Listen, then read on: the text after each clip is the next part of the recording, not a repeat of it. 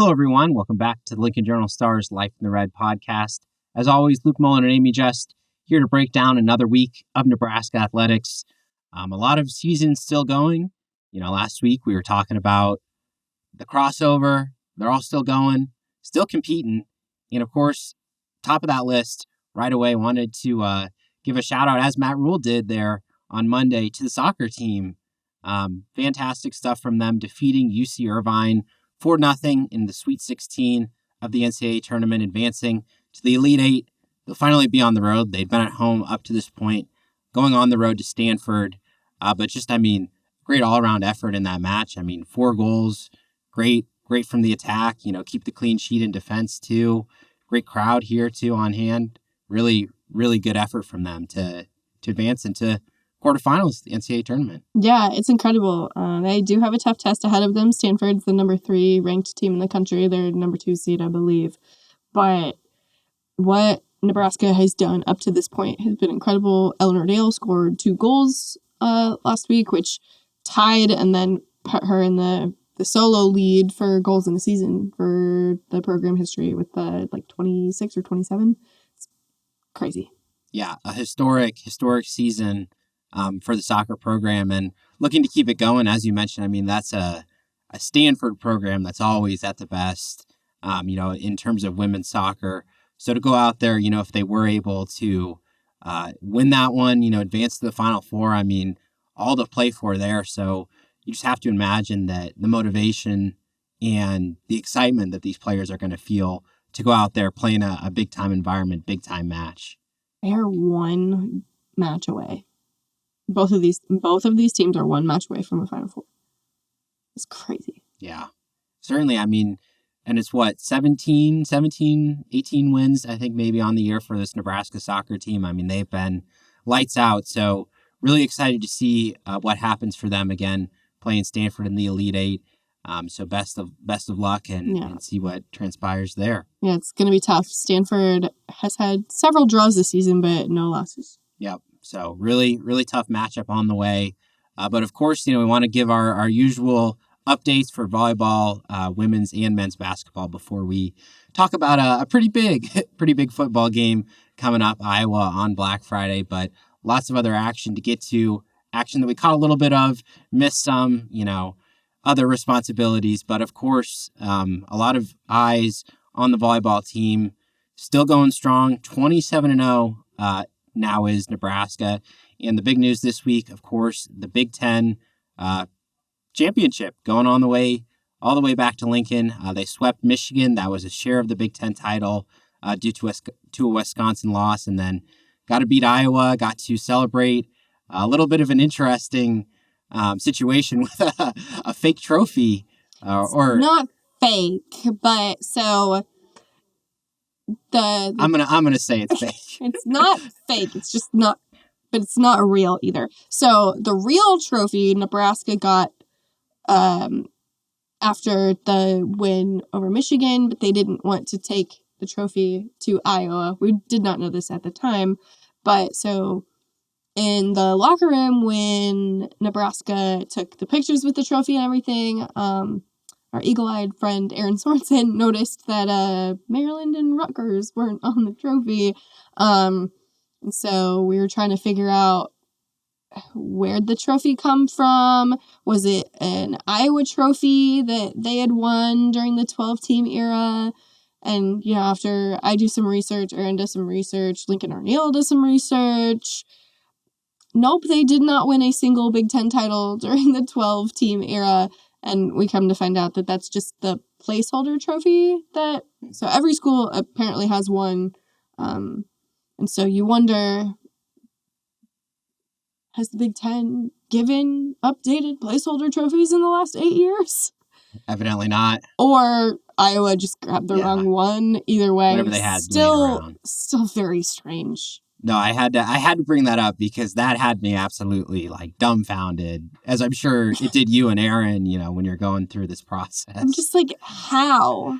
How does this happen? It just felt so random. It was just very bizarre.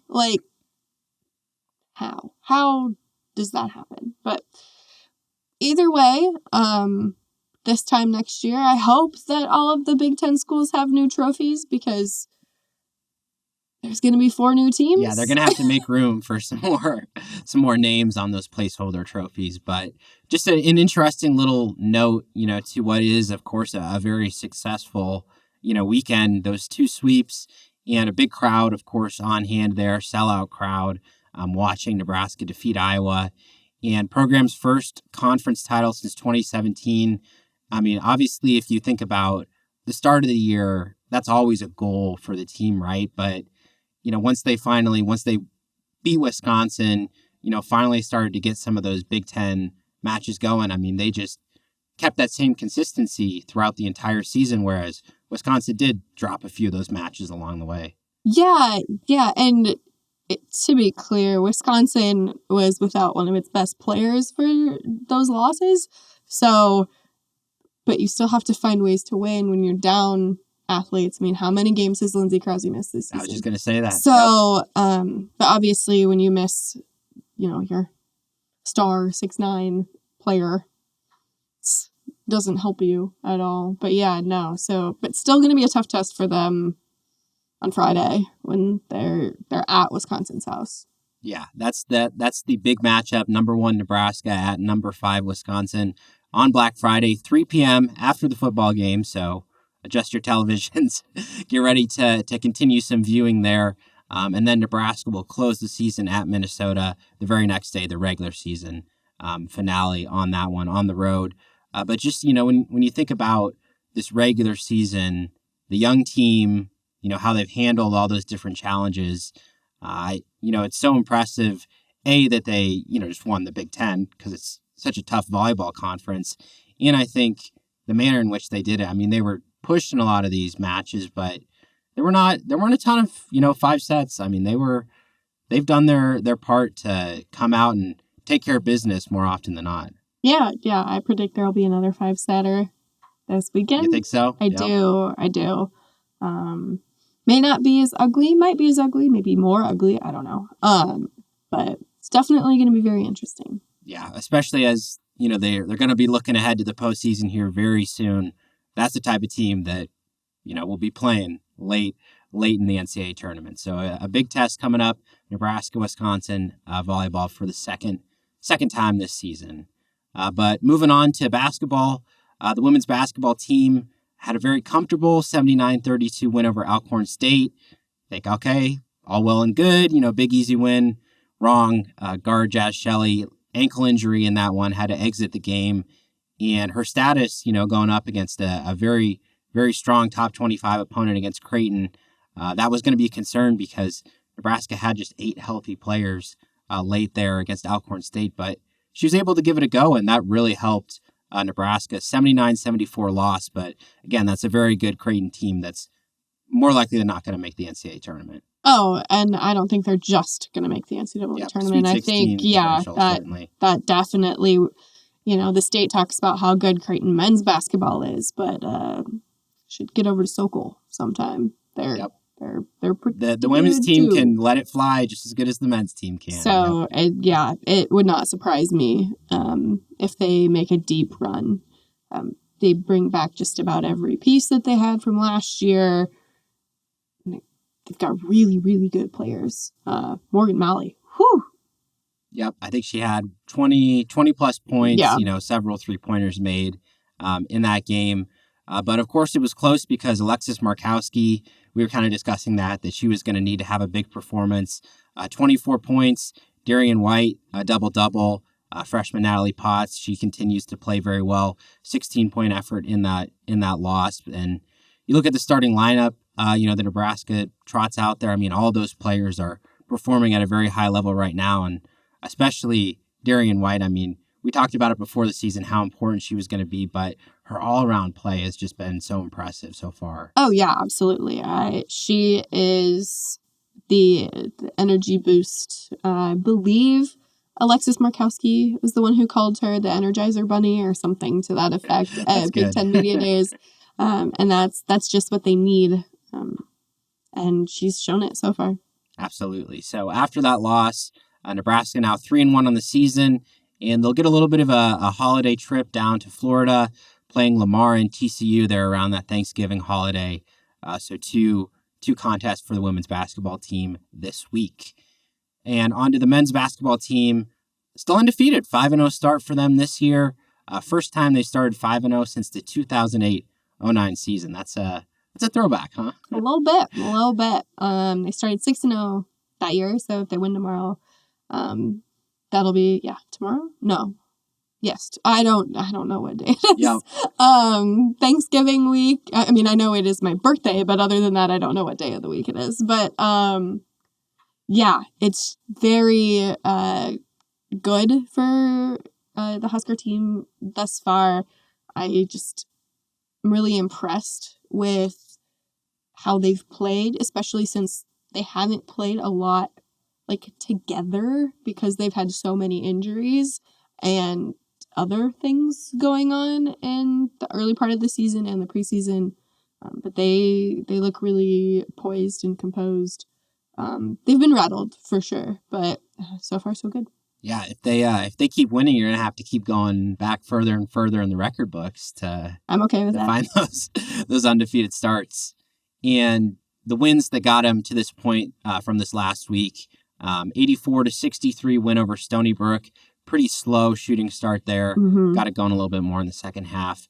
And Juwan Gary made his season debut in that one. Yep, he had been suspended. Not sure why, but he looked really good in that game.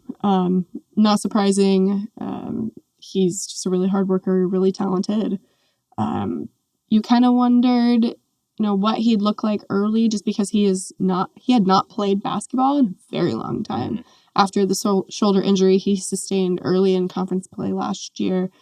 But hasn't really missed a beat. Yeah, brings so much to the team: intensity, rebounding, hustle, scoring when they need it. I mean, he's a great all-around player. Very good to have in the rotation. So Juwan back in it. And then Nebraska going on the road to a neutral site. Not true on the road, but first game away from home. Faced Oregon State in Sioux Falls, South Dakota. Also 84-63, kind of odd. Same final score in that one. But good three-pointing shooting effort. Kind of came in a flurry there. Nebraska pulled away from that one. I think they got up, 20, 22 points. They really pushed that lead. And a lot of different players contributed. They were able to get a lot of them in the game. But Bryce Williams hit 3 of those three-pointers. 25-point effort from him. Rink Mass, 15 points, 13 rebounds for the double-double.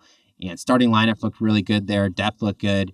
Admittedly, maybe not, the strongest, power conference opposition in Oregon State. But still, it was a really cohesive effort throughout that entire game. To be fair, I feel like they scheduled this game before Oregon State kind of fell off the cliff in terms of production. But you have to win who you're playing against regardless. And I'm still really impressed with Rink. I would imagine he's going to have more double-doubles than not this season. Yep. Just the way that he crashes the glass and can shoot from anywhere. He has been the player that I've been impressed with, I think, the most through the first 5 games of the season. I agree. He just has such a presence in the post, able to guard, play good defense very well. Moves really well for a big man. I think I said that several weeks ago. That was the first thing I noticed. So he's kept that up. Really high level play. Josiah Alec has been great at that spot as well. So 5-0 start for the men's basketball team. Duquesne and Cal State Fullerton are this week's opponents, both coming to Lincoln for a little bit of holiday tournament action there too. Just in the sense of who Nebraska's getting into for their schedule. So that's our basketball update. Time to talk some football. And for the third week in a row, we got to talk about a loss. Wisconsin won this one 24-17 in overtime. But I think the big story of the game got to be Chubba Purdy. Oh, yeah, absolutely. He looked good. Yes, Nebraska lost, but I don't think it's necessarily because of him. I think that he, came out and did what he was supposed to do, had several explosive plays, especially in the first quarter. That touchdown run that he had was incredible. And then the pass that he made to Jalen Lloyd, that was exciting. And then it didn't get very exciting after that. But yeah, I think that he did enough to earn the starting job on Friday. Obviously, no one has come out and said that that's going to happen. But if you want to read between the lines, Chubba talked today. And usually that's an indicator that they're going to start. Usually. Not always, but usually. Yeah, I think we were both sitting up there in the press box, and when he came out, throwing some of those first few passes, like he was slinging it. Like he was throwing darts to these guys, and they were accurate too, spirals. Some of them were, short throws, like 5 yards that you'd expect that. But I mean, he was first throw of the game, I think, was a screen to Billy. Yeah, sideways, but yeah. Some of those, short passes got him into rhythm. And then, he fired a couple, like Malachi had a, big gainer of 25, on one of those 2-minute drills. I mean, he was accurate with all his passes, threw a really good ball. So that really impressed me too. And at the same time, it was like, we've heard about how he's kind of been dealing with, that injury, the groin injury that's kind of been, staying with him, for the last couple of months. But he looked explosive. He did not look like a guy who was hurting out there. No, not absolutely not. Which is a good thing. You just wonder when the switch flipped for him, where he could play like this, but there's no rewriting the past. Absolutely. But at the same time, Nebraska had that early surge, 14-0 lead behind Purdy. But then, the offense kind of struggled to put it together for a little bit. Had a few punts, a few 3-and-outs. And I think this was just kind of a game where the offense had some moments, the defense had some moments, but they didn't come at the same time. And the special teams did not have a moment. Bad special teams game, certainly. Liability. That's a big reason why they lost that game. Yeah, but I think we got to talk about it. The end of regulation clock management. Matt Rule gave a very good, in-depth answer about his reasoning there on Monday, but I still kind of disagree, to be honest. Well, it's a philosophy thing. There's no right or wrong answer. My thinking was, Johnson gets down. Purdy's been moving the ball really well, passing on that drive. And I think what Rule said, kind of the happy medium where he would have wished he called a timeout with 30 seconds as opposed to ticking it down to 20. I think that would have placated most people, myself included, to have more chances to get the ball, into the end zone if you did pick up that first down. But it does make sense, kind of a little bit of a risk management situation there. He was concerned about if Nebraska got stopped on that third down, if he'd called that timeout right away, it would have given Wisconsin time to, drive down the field of their own. Yeah, and, that's fine. But I remember us sitting there in the first half. Yep. As time was ticking down. Call timeout. So, he's thought about these things and feels the way he feels about them. But yeah, no. I was very confused in the moment because I was in the concourse watching half of the field because the other half of it was blocked. So all of us who were down there were very confused as to what was going on because we didn't have any context whatsoever. So yeah, very odd. But look, I get it. He was crucified last week for being a little aggressive and throwing there and having the pick in that late game situation. But I don't know. I think they're two very different situations. I totally agree because against Maryland, it felt like they kind of got a little lucky on that drive. Like Chubb had just come into the game, they were getting some plays together, but at the same time, I mean, it had been a rough offensive game, right? And the defense had been, stepping up in some big moments, even when Maryland had been moving the ball. This time, yes, the offense had been going in those lulls, but I mean, it was a really good drive. Chubba had led a couple other really good drives. Emmett Johnson had been running really well. It felt to me a situation where you could have been a lot more aggressive. Yeah, absolutely. I think so. One timeout, I think, would have, like you said, placated people. Mm-hmm. But I guess we'll never know. Yeah. And I mean, the point is, too, Rule was saying he wanted to give his defense a chance to win it in overtime. They had 2 third and longs that Wisconsin did convert there in overtime. I mean, if the defense stepped up, forced to stop or, a big play there in overtime, it'd be Rule's a genius. He knew his defense was going to come out there in overtime and win it. So. I don't know. I think I still would have asked about the. Yeah, I mean, it would still be a little questionable, but of course, I mean, he wanted to give his defense a chance. That's what happened. And of course, second guessing, that's always going to happen with these head coaching decisions. Don't envy that at all. So that's kind of what transpired there at the end of that Wisconsin game. But Nebraska's got to put it in the past because 5-6, one chance left to get to a bowl game. It's Iowa who stands in their way. This is a pretty predictable game here because it's the two worst Power 5 passing offenses in the entire country. Only Army, Navy, and Air Force have thrown for fewer yards than these two teams. Joy. And it's no surprise, of course, that another all-time low spread total has come out. It's gonna be a low-scoring game. Yeah, very low scoring. We're gonna be in for a slugfest, a defensive slugfest that will hurt because it's gonna be cold. Yeah, the ultimate Big Ten West game, probably barely above freezing. One temps, of the last Big Ten West games. Sad. It'll be glorious. It'll be missed. I will miss you, Big Ten West, for all of your.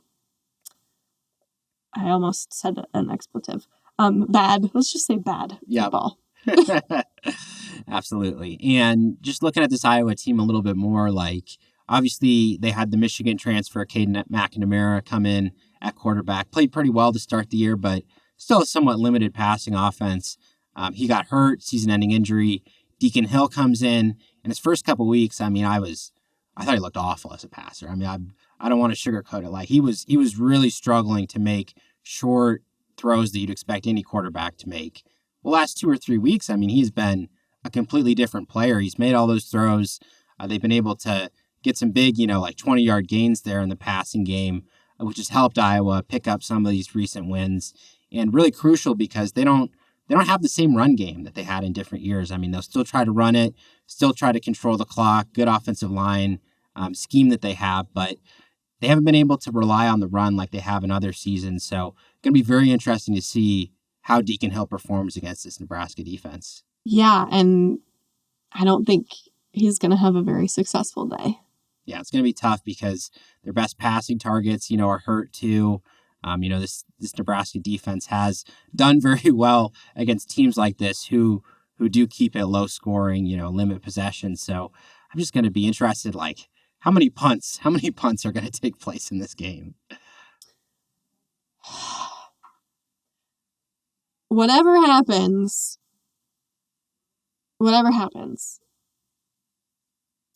Nebraska better figure it out. Yeah. Because I like Brian Buschini. I think he's a good player, but he has been off. Last week was it was a rough day for him, and he's had a couple of those games this season. So you hope that Nebraska gets that figured out because Iowa's punter is the best punter in the country. Yep. Should definitely win the Ray Guy Award. So, yep, top 5 punting net, which I'm sure he's not always trying to boom it. Some more situational kicks come into factor too. Mm-hmm. And then the other thing is Nebraska doesn't return a lot of punts very well either. That's something that they've tried to do, but failed. Still a process. So I think special teams is going to play a major factor in this game. And of course, with everything on the line, the bowl game, you expect motivation to be at an all-time high. That's never been a question Matt Rule has said for this team. He's always said that they've been motivated, that they've played hard, but there's going to be a lot of pressure because of that, don't you think? Oh, yeah, absolutely. And not necessarily just from the fan base, but from themselves. Yeah, internally, for sure. It's a big goal for them. And it brings us to this week's Husker Hot Topic because, hey, they're looking to get into this bowl. It's something that the program, these players have talked about needing. But if they lose to Iowa, if they end the year 5-7, is it a failed season? I don't think so, because I predicted 4-8 before the year. granted, I can see why it would feel that way because it's ended the way that it has with close loss after close loss after close loss.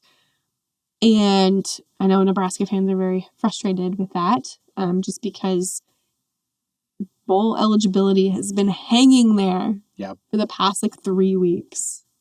And, if they don't get there, well, yeah, you could say that it feels like a failure. But if I were to say Nebraska went 5-7, had one of the best defenses this team has had since 2013, does that change things? If you don't know the context and you just know the basics, I don't think that most people would say that that's a failure. Yeah. I think certainly if they end the year having lost 4 straight, that's going to sting. But hey, take it back to last November. They hired Matt Rule. If you'd offered a lot of people 5 wins, I'm sure a lot of people would have taken that because they just came off a 4-win year. And even that was a struggle to get to those 4 wins. That was a team that kind of played below its talent at times. And then I think you've got this year's team, which seemed to play above its talent level a little bit in some of those certain wins. I mean, with some of the limited offense that they have, this defense is obviously very, very talented, a great group that's powered some of those wins. And so, yeah, I think that already kind of that 5-win mark is pretty good, especially when you consider Matt Rule's track record of usually the first year is a struggle, getting those young players in, trying to figure out what's going to work, what are going to be the solutions for the rebuild, the problems that he's facing. And I mean, there's been a lot of improvements across the board. How often have we talked about missed tackles this year? Almost never. I mean, it was a little bit of a problem last week, but okay. Well, yeah, that's true. That's true. But I mean, week in, week out, it's not been they've missed so many tackles this week. They missed a few here and there. I mean, that was such a big issue in 2022. Obviously the turnovers have persisted, but I mean, that's been across coaching staffs too. I just think that the overall growth that the young players have showed, some of the veterans who've been in this program for several years have made big jumps this year too. I just don't think you can consider this season a failure with all the different growth that's happened. Yeah, with all the growth, with, all of the setbacks that they've had to, just figure out to overcome. Yeah, the injuries, of course, didn't even touch on that. Yeah, so many injuries. I mean, if you look at the starting offense that they put out there against Minnesota and compare it to what they're going to start this week against Iowa, I mean, it's night and day. It's the vast majority of the unit will be different. You don't even have to look at that. Look at who we talked to at Big Ten Media Days. Compare that to now. Yep. Jeff Sims hasn't hardly played last few weeks. Piper out for the season. Luke Reimer missed a week there in the middle of the season. He's come back strong. Yeah. It's crazy. Certainly the shift from the start of the year to the end of the year. I mean, they've weathered some of these different challenges. I think they've done a great job at that. And so, yes, the bowl game, that's the big goal that everybody would have circled going into the year. But regardless, I think a lot of positive moments they can take away. Yeah, absolutely. But we don't know for sure. We'll know after Friday. If that's the case, if you're going to have to start writing the postseason, evaluating this year, or if they get to extend the year for a little bit longer, get that bowl game. And now that brings us to our score predictions. Do we think it happens? Do we think Nebraska gets that 6th win? I do. I was optimistic last week too. Yeah, I have Nebraska 13, Iowa 9. It's going to be ugly. It's going to be cold. But I just think Nebraska's run game is better suited this week. Granted, I think a lot of Iowa's defense. I think Iowa's defense is great. That's why it's going to be very low scoring on Nebraska's end. But I just think Nebraska breaks 1 or 2 open, and that's the deciding factor here. Yeah, I'll also predict a Nebraska win, 14-11. Not sure how Iowa gets those 11 points. There's some different, safety, field goals, 2-point conversions, missed extra points. Something's going to happen there. So you think, write it down, Iowa's going to score safety? Maybe. I'm not going to definitively say that, but it feels like the type of game there could be a safety in it. But I will say just the overall result, I'm so concerned about the special teams, about field position, how Iowa's going to play that. They're a master at it. That's the reason why they've won so many games over the last few years.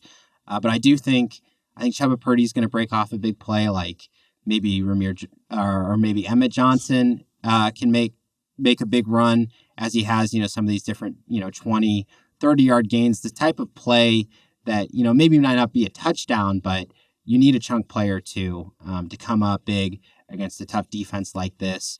I think that the offense will have enough of those, but it is really going to be a case of defense, special teams playing such a big factor in this game. Yeah, having Ramir would help. Yeah, right. Having a few of those guys. Yeah, would help. But yeah, no, I totally agree with you. But yeah, I do also worry about special teams because Nebraska's special teams was a liability last week.